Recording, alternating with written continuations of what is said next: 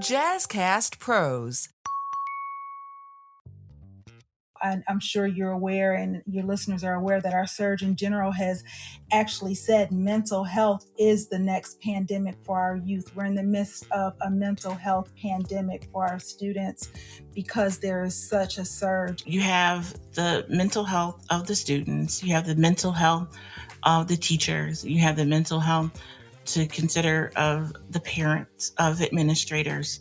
How do you go about teaching those coping skills and those life skills that are needed? One of the things that we're using in our district and that also President Biden had referenced in his agenda for mental health is mental health first aid. It's just like we teach CPR to people. We want to teach mental health first aid. So we want mental health first aid to be as common as CPR.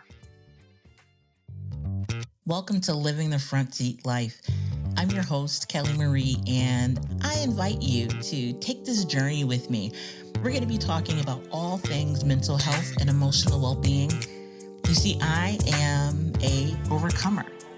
If you are interested in figuring out the path for you to determine how and where you will drive your future, this is the place to be.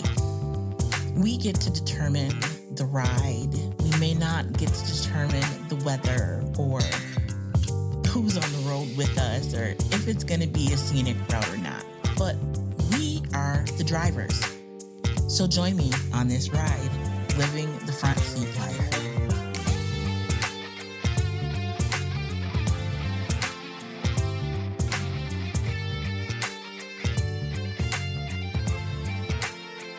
Welcome to Living the Front Seat Life. It is your host, Kelly Marie, and it is a pleasure, as always, to be here with you. I have an incredible guest with me today.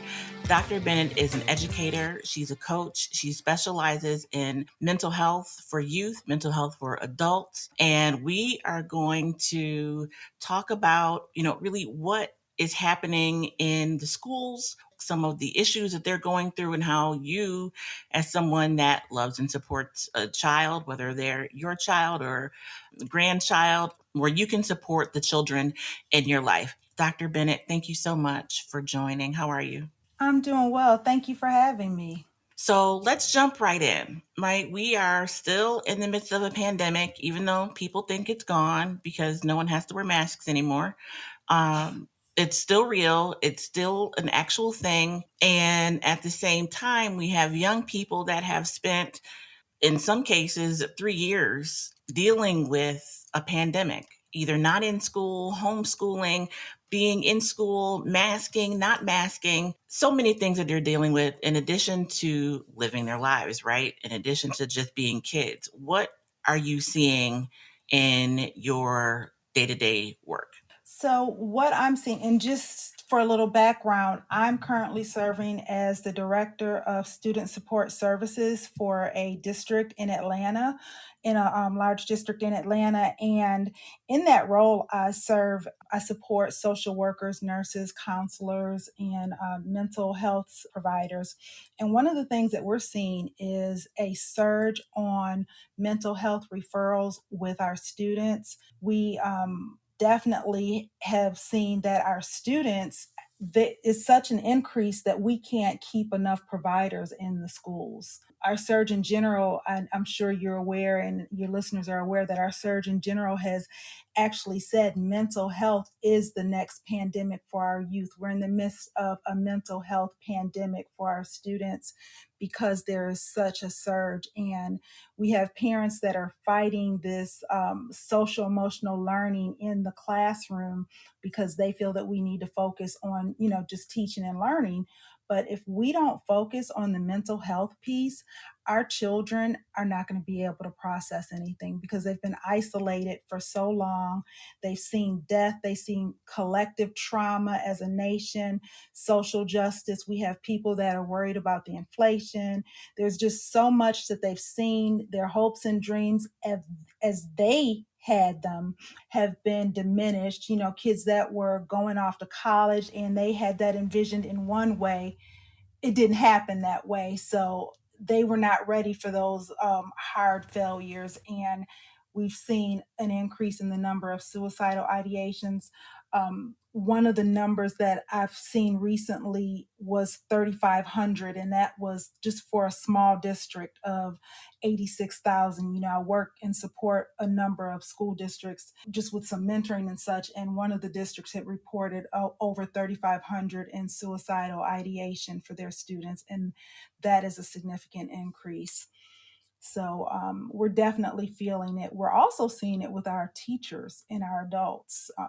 They are also having secondary trauma from dealing with and supporting the students. So we're doing this dual thing where our office is trying to support the students with their mental health and also at the same time trying to support the adults, because we've had a number of teachers die by suicide this year. So it has been quite an interesting year. I think everyone had their hopes up for coming and returning to a school year where, oh, there's no pandemic, we can let our guard down. And when they were hit with it, they didn't have the coping skills or the mindset in place to combat what they were really facing. So everyone just, and I say everyone, and I'm generalizing, but what we're seeing is students, adults, parents processed it differently. We were at a meeting the other day, and what we're seeing is adults behaving badly. Adults snapping and lashing out in meetings, children modeling that behavior. So we've seen an increase in disciplinary referrals. We've seen an increase in special education referrals because the adults may not necessarily understand that that's anxiety or that student is asleep for a different reason. So it's been a consistent, ongoing need to educate everyone in the building. That is a lot. I mean, how so you have the mental health of the students, you have the mental health of the teachers, you have the mental health to consider of the parents, of administrators. How do you go about teaching those coping skills and those life skills that are needed, but also addressing the emergent issues that are occurring? One of the things that we're using in our district, and that also President Biden had referenced in his agenda for mental health, is mental health first aid. And I'm not sure if your listeners are familiar with mental health first aid. We are going to err on the side of caution and let everybody know what mental health first aid is. I actually love the program. I took it both before the pandemic and during the pandemic, and really appreciate how they have included self care in the program that wasn't there before. So just let folks know what mental health first aid is, how it works, and we'll talk some more about the program. Perfect. I would love to. So, again, in response to the nation's mental health crisis, we have decided to move forward with an evidence based program. It started in Australia in, I think, 2012, and it started as an adult program. And in 2008, it started. And in 2012, they started the youth program and brought it here to the United States. And what it is it's a 5-step action program where they teach you how to identify, understand, and respond to the signs and symptoms of mental health and substance abuse, substance issues, any type of mental health challenges. And the thing is, you're not expected to diagnose anyone. It's simply that you're giving the tools that you need to understand, again, identify and recognize those signs and symptoms. When we have trained teachers with this program, they are like, you know what, I would have never noticed, or I would have just thought the students were just acting out. They didn't realize that these were the signs that they were supposed to look for, because they're all about teaching and learning academics. They didn't think about this 5-step action plan. And it's a really quick and easy, well, it's a full day program, and they've adjusted it to some extent. Every time they're addressing it, they're updating the curriculum and changing it. You mentioned the self-care plan, which is huge. That's something that they've added to it. But it's a quick 5-step action plan that really just guides the first aiders through the process of reaching out to offering the appropriate support. And they continually tell you, you are not here to diagnose. You're not here to diagnose. It's just like we teach CPR to people. We want to teach mental health first aid. So we want mental health first aid to be as common as CPR. You raise an excellent point. They do repeatedly in the training let you know that you're not diagnosing anyone. Just like if someone passes out and needs CPR, you're not there to figure out, what their blood pressure is, what symptoms they may have had prior to. You don't go into all of that, right? You just deliver CPR until you have a medical professional there, EMT, response. And similarly with mental health first aid, you go through the steps. And if someone is in crisis, again, you're not there to diagnose, you're there to help de-escalate until the mental health professionals arrive. So can you go through those 5 steps with people just to give them a little taste of what they would go through in the class? I absolutely can. But before I do that, I do want to say that they also added a teen program to it. And I'm not sure if you're familiar with the teen program, but the teen program, I just completed the training for that, is one where teens will work with their peers because we know kids are not wanting to talk to us about their issues. So they may have challenges and they don't want to talk to their parents, they don't want to talk to their teachers necessarily, but they will talk to their friends. They will say, hey, so and so, such and such, I'm thinking about hurting myself, or I'm depressed about this relationship that just ended because I want to hurt myself for whatever reason. And they teach you to ask the question. Don't play around with it. Ask the question directly. And within the mental health first aid, we actually have a number of series there. So we have mental health first aid, and then we have one for veterans. We have one for aging adults. We have one for college students. So we have different populations that we target in there. One for firefighters and first responders. For example, I did one for our school resource officers. So we have one where we target certain populations. Then we have one that's youth mental health first aid. And for that one, we target any people or community members, any educators, anyone that works with, is surrounded by church members that find themselves working with or surrounded by youth, mothers, fathers, aunts, uncles. So there's that one. And then we have the teen mental health first aid, and that is for peers. It's for students that are 13 to 18, and they work together to learn how to help their peers. That's incredible. And so they've modified the program so that everyone has access to these 5 steps. Absolutely. And actually, with the teen program, they've actually modified the action plan as well so that it's a little more user friendly, although I like algae, but they've modified that so that students understand it because in our action plan, which let me go through that. So it's algae and it's assessed. The first part of the youth mental health first aid and I'll just call it for our purposes adult mental health first aid action plan, that 5-step action plan, is an A, and that's assess. And it's actually, when we do it, when we train people, we talk about the big A and the little a, because you're constantly assessing that person and checking to find out if they're in need, if there's an issue going on, because we all know it's not a one and done.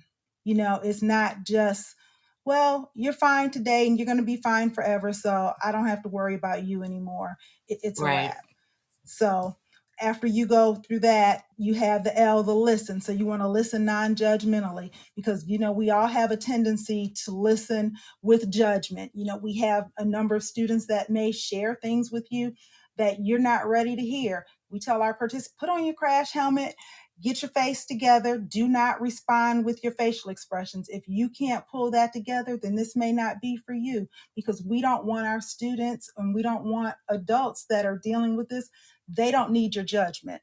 So you need to listen non-judgmentally. So that's one of the things. So after you do your approach and your assessment, you're going to assess for risk of suicide or harm. You're going to listen non-judgmentally. Then there's that G, you're going to give reassurance and information. So, and then we have our E for encourage appropriate professional help. And then we have our encourage self-help. So we're going to encourage self-help and support strategies. And each of those, it's so much more that goes into that. I'm trying to rush through them. And it spells out algae. So approach would be the first thing you have to do, is approach the person. You have to get your courage up to approach that person and say, are you thinking of harming yourself? Are you thinking of hurting yourself? And you have to ask the question, are you trying to kill yourself? Are you trying to commit suicide, die by suicide? And language is important.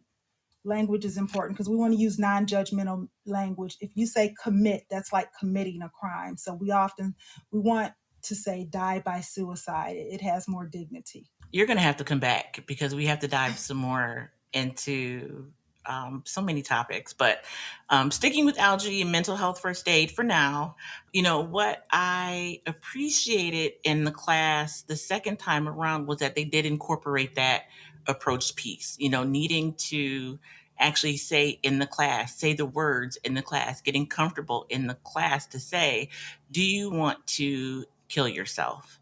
Right? We think that it is rude. We think it's, embarrassing. We don't want to give anybody ideas, but that's the furthest from the truth. Like, we have to be able to ask the question. I know for me and my personal story, there is a difference between someone asking me because of my lived experience, do you want to hurt yourself? I may know what you mean, right? I know exactly what you're driving at, but you didn't actually ask me the question. So my answer is no. I don't want to hurt myself. I want to take my life, right? Like, though that was my thought process. And so I would talk myself out of interventions when dealing with medical professionals because they didn't actually ask the question. So I never want people to think that they should not ask, or they shouldn't talk about suicide. That is definitely something we have to get comfortable talking about and using the words. You have to call a thing a thing. And I think Ayanna Van Zant says that, call a thing, because if you don't, you may miss an opportunity to save a life. Because Right. if you don't ask them, you know what, they didn't care enough to ask me what they needed to ask me, or you don't know what thoughts are going through that person's mind. That question, that bold, brazen question, may shock them into, oh, do I really want to do this? Or you don't know how that might. We watched in the old series, we watched this Kevin Hines video, and he's all over. You can Google it, YouTube it. But the long and short is, when he was on that bridge, and he actually went over the bridge, but miraculously, by the grace of God, he lived. And he said, had one person reached out to him and just said something to him, he would not have gone through with what he did. And again, by the grace of God, he jumped, but he lived. But he just wanted one person, just anybody, to ask him. And the thing is, I do the work that I do. I respond to crisis situations. We go out to the homes after students have died by suicide.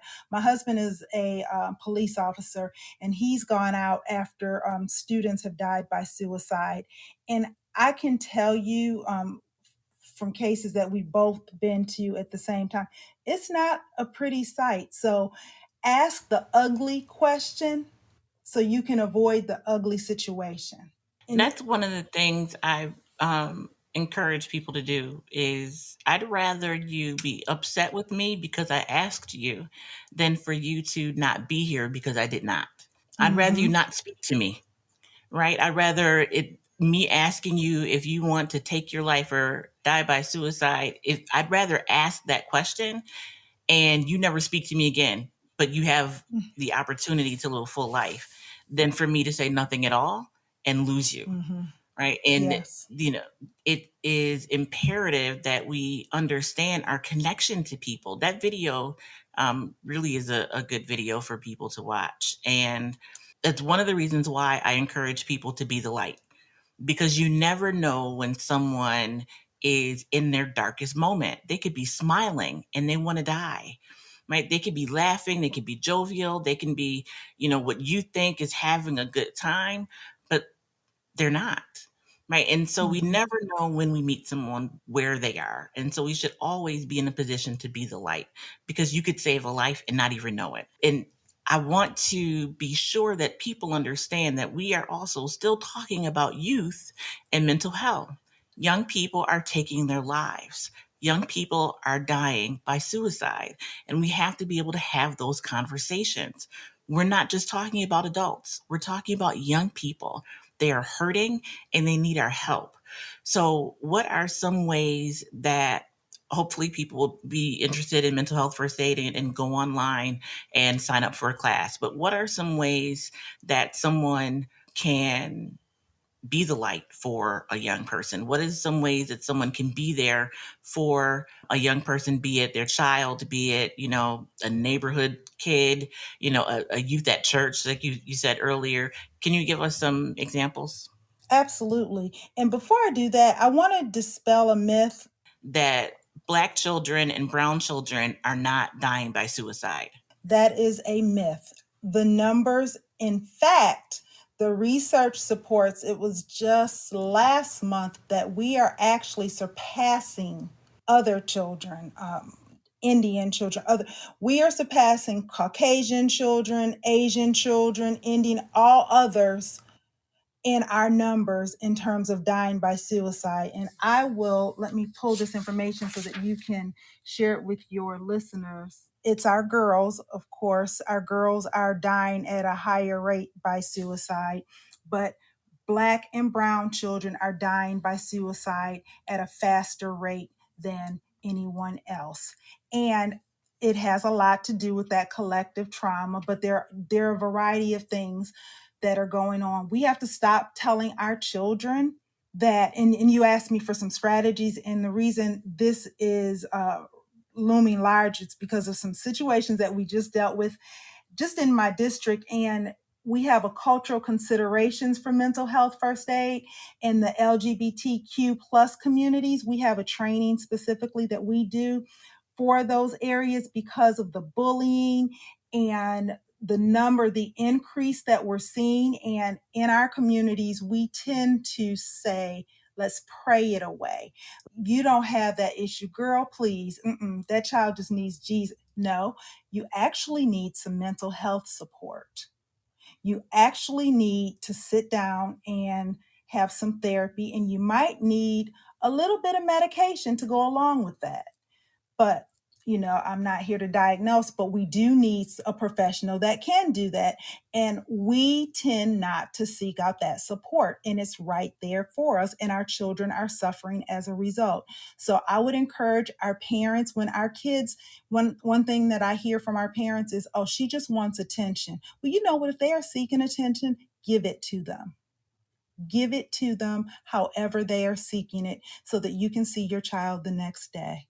You know, Unfortunately, this topic, suicide, mental health, and mental illness, are topics that are taboo in many communities, but especially in communities of color. And we need to, as people, get to the point where we understand that we don't understand, right? Like, it is okay to not understand depression. It is okay not to understand anxiety. You don't have to understand it. You don't have to experience it, but you have to respect what someone is going through, right? And just because one person can pray their way through doesn't mean that another person can, right? And so what works for one person doesn't work for another. And so we have to be open and honest and considerate and empathetic when it comes to addressing mental health and understanding that we may not understand. It's not for me to force on you how I deal with my depression, right? It's for me to support you, to be there for you. How can I help you? In what ways can I be there for you, right? So that you can have the journey that you need in order to heal, in order to recover, in order to live a healthy life. That pray it away piece, or, I've heard the child is demon possessed. I mean, just when they need therapy, they need Mhm. counseling. There is a mental illness at play, right? And if you are not a mental health professional, just like you can't diagnose kidney disease, you can't diagnose a mental illness. Mhm. So rely on the professionals to do what they do. Like, we have TurboTax for our taxes, but that does not make you an accountant, right? And what we can do as lay folks, as just regular everyday people, we can educate ourselves. We can take classes like mental health first aid, right? So that we can learn what to do in case there is a mental health emergency.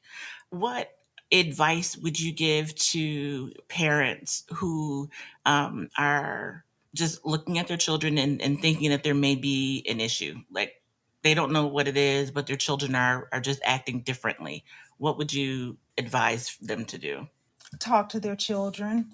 And typically, when you ask your children questions, they're going to say, I'm fine, I'm okay, nothing's wrong. Continue to probe, ask them, do they want to talk to someone? And depending on the issue, and that's one of the things in mental health first aid, and I hate to bring it right back to that, but all roads lead back to mental health first aid.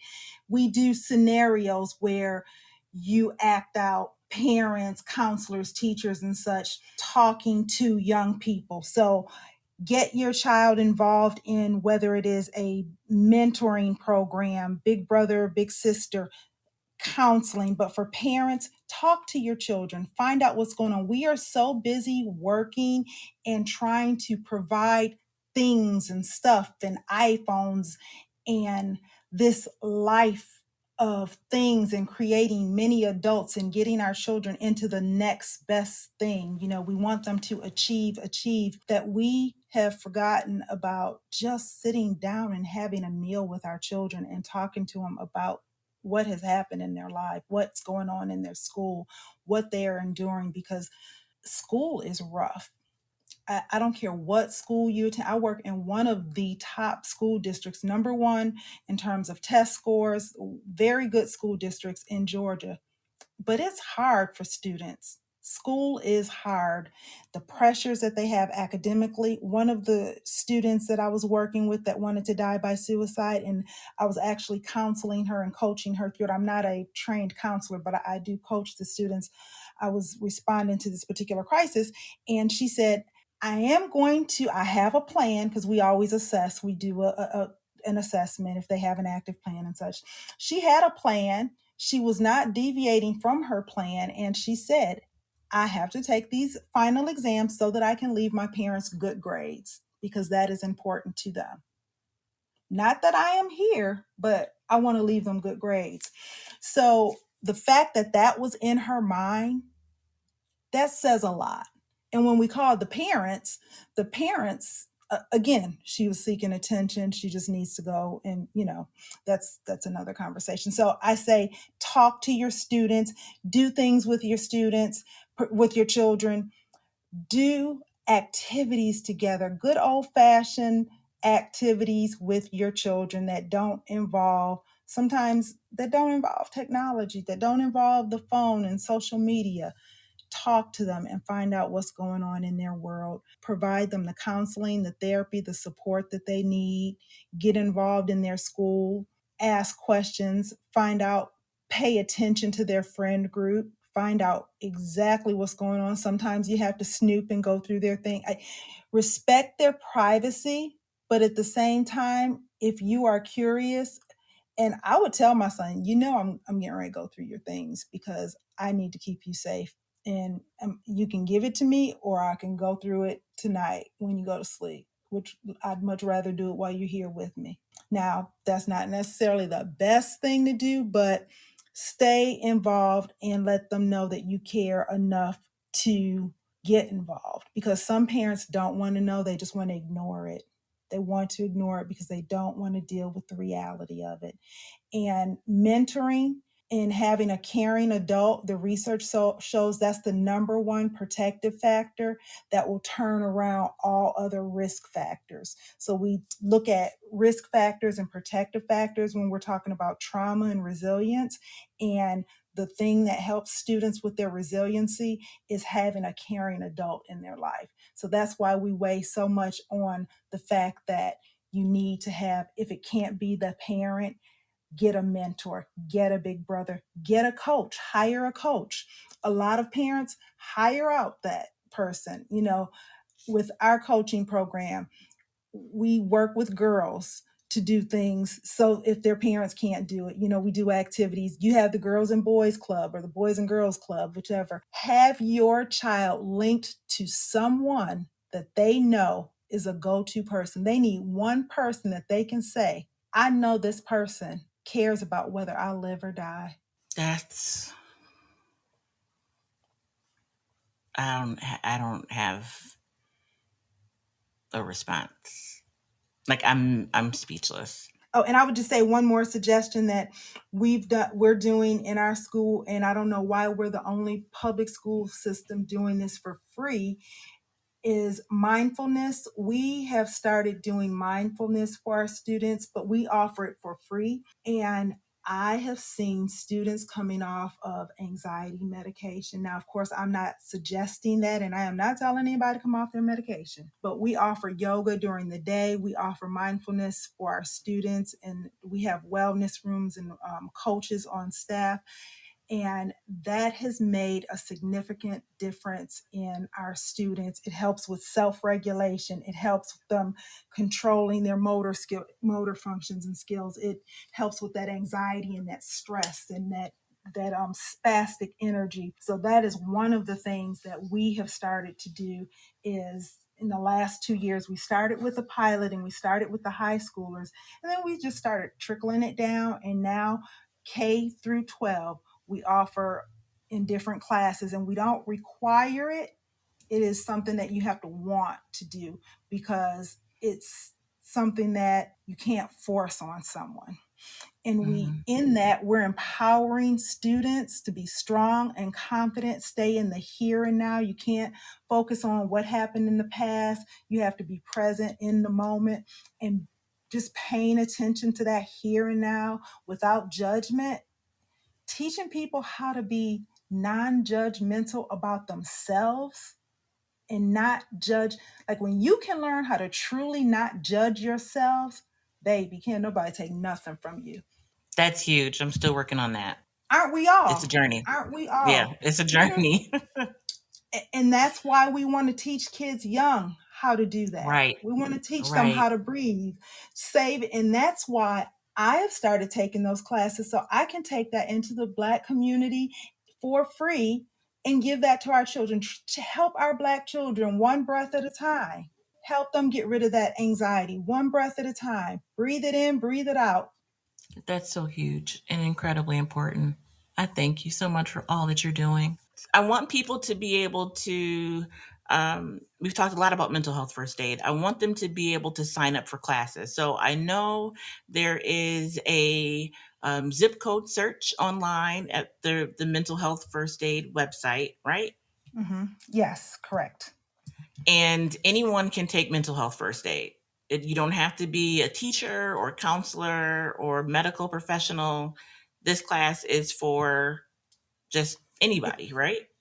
Anyone can take mental health first aid. Of course, within the age range, we don't offer it to anyone under 13. So if you're doing the teen mental health first aid, you need to be within the age range. You need to be between 13 to 18. Once you are 18 and over, you can participate in youth mental health first aid. You can participate in adult mental health first aid, which we really just call mental health first aid.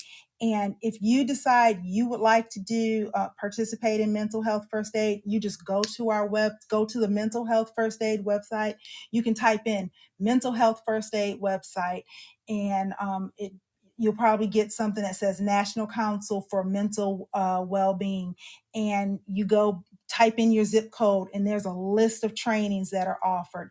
Typically, there are people in your community that are offering it. In your church, you can always find someone. It's offered everywhere. So you can, and before you pay for it, find out if you can get a grant. Find out if there are grants available. Google free mental health first aid training. A lot of agencies are offering it for free. Churches are offering it. So make sure before you pay, because there are people training. When you go to the website, you will see there's a range of people offering it. And one thing I did not say, because of the pandemic, it used to be an in-person training. Now there are a variety of ways that we can offer this training. You can take the training face-to-face, which is that in-person training where you are there with the instructor. There's also an opportunity for you to take that training in a blended model where you do pre-work online virtually before you participate, and then you do a portion of it in person. Or there's another blended model where you do pre-work before you attend another virtual session where it's a live session, like a Zoom session with the instructor and the other participants. And it's a really phenomenal session. And that's the one they continue to do this because people need to learn things however it's convenient for them. So we are continuing with this model. Thank you. So if you're interested in taking mental health first aid, go to mentalhealthfirstaid.org. Then click on the Get Trained tab. And then from there, at the very bottom of the tab, there will be another button that says Find a Course. Click on that button, enter your zip code, and you can find a class near you. Well, one of the things that we say is it's a movement. So when more people are equipped with the tools, we need to start the dialogue and get them trained so more people can save lives. So if most of us know how to help somebody if they were having a heart attack. We would give them CPR, we call 911, but do we know how we would help somebody if they were having a panic attack? Do we know how we would help a friend that was showing signs of alcoholism, or a coworker? What will we do? So mental health first aid is really something that will empower you and give you the tools to identify, understand, and respond to the signs and symptoms. It's that it takes that fear and hesitation out of starting that conversation about mental health and substance use problems. It improves the person's understanding and provides them a action plan, this 5-step action plan, and it teaches them how to safely and responsibly identify and address those potential mental illness issues. Wow, what an incredible conversation around mental health, the mental health of our young people, and mental health first aid. Dr. Bennett, thank you so much for joining us. Just to wrap up, if you are interested in being an advocate and learning how you can help your friends, your family, the youth in your life, you can sign up for a mental health first aid class by going to mentalhealthfirstaid.org. mentalhealthfirstaid.org for a free mental health first aid class. You can learn warning signs, you learn about self-care, you can learn how to be there for someone else when they are in a mental health crisis. Until the next time, again, Dr. Bennett, thank you so much. And to you, thank you for listening. Please like, subscribe, share this podcast with someone else. I think there's great information here. You know, we're living the front seat life, and what a great way to help others do the same by sharing the podcast. So until the next time, be the light.